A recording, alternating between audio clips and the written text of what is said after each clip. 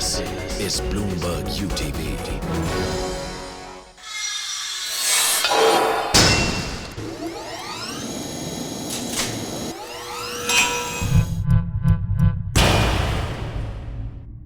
This is Talkback. I'm Hindol Sengupta. Delighted to welcome back on the show in the new year, Salman Khurshid. Salman Khurshid, welcome once again to Talkback. Thank you. And a very happy new year to you. A happy new year to you and your viewers as well. Thank you very much. I wanted to then begin by asking you, in the show, in the new year, we are tracking ideas if the next decade will be the Indian decade. What are the key ideas that will constitute the next decade being the Indian decade? Let me then begin by asking you, will this be in some senses the decade for India of corporate accountability? Well, that's interesting. I see it. I see it in a sense as democratic accountability, corporate accountability, corporate governance, corporate growth. I think is a segment of a larger institution of democracy in this country, and I would like to see the two come closer together, reflect each other more powerfully and more extensively, and indeed take strengths from each other. And I hope that's what we will see in the years to come. It's an interesting sort of sotto voce message that you're passing, because the two segments, as so happens in Indian population, that most common people believe are above the law in some senses, above accountability, has always been A, the politicians, B, the rich and the powerful, in many cases the heads of the corporate world. Are there some lessons from Satyam that will carry forward in the next decade, Minister, which will really bring about the kind of questioning that you're seeking? Well, I think that it's happening already. It's happening at different levels. It's happening before the elections, and it happened during the elections. That politicians or people who call themselves politicians, but who felt that they were not accountable, were made accountable both by courts as well as by the people themselves, the voters. And this gets reflected in every institution. I think you will see that happen more and more as far as corporates are concerned as well, that both courts and people, which means the consumers, are going to make them accountable.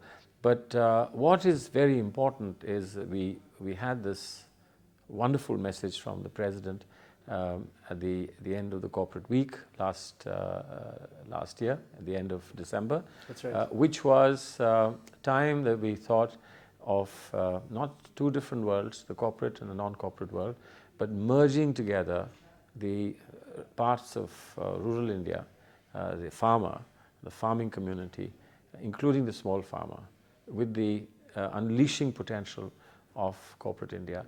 And I think that's going to be the theme for both this coming year as well as the entire decade. It's fascinating that you say that, because as of this morning, MS Swaminathan was on the show, and he spoke about how every time he's at CII or at a corporate forum, he talks about how the agrarian sector is the biggest private sector, so to speak, of this country. And when you talk about the world of corporates, when you talk about the private sector, and so much is done for, per se, the private sector, people don't think of the agricultural sector, the farmers, as being the largest, the most vital constituents in some senses of the private sector. Do you see that kind of merging, as you just pointed out from the President's speech, happening? And if so, how will it happen? Well, one is that you get the corporates to be more responsible and more accommodative towards the Indian farmer. Now, I know that there is a problem of pricing. There's a problem of terms of trade. There's a problem of getting value for your work and value for your product. And these are complicated economic questions, and you just can't wish them away. But structurally, we do have in the Companies Act, and we will have in the new Companies Act, the concept and the structure of a producer company, where the farmer producer, the tiller as it were, can become the shareholder, and he can control the company, or she can control the company and earn profits out of that company.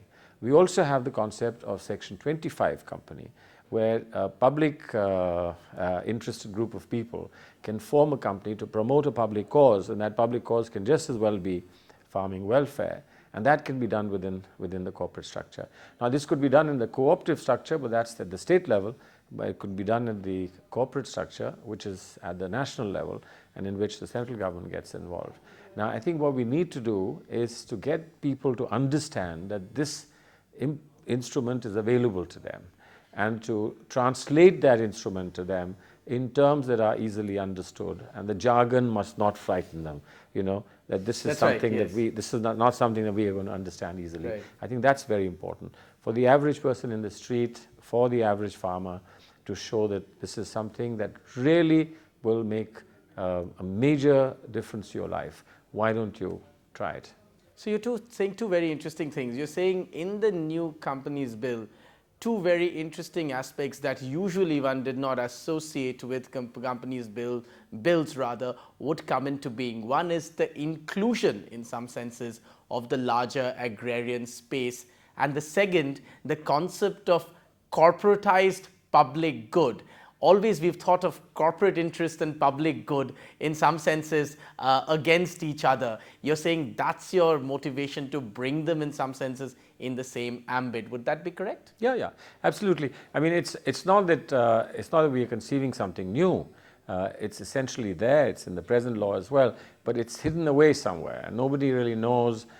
I've today asked my colleagues in the ministry to bring me data on how many Section 25 companies have been registered in the last 10 years, what is the kind of work they're doing, how many producer companies are actually actively functioning, and how successful they are, and where is the reluctance, and where is the obstruction for more people actually coming on board. We recognized, and the society recognized Satyam as an outstanding company, and they got corporate governance awards as well. But that's right. But that So has been that's pointed the out as the irony. great irony, isn't it? But that's the irony. So Yes. not everything was rotten in the state of Denmark.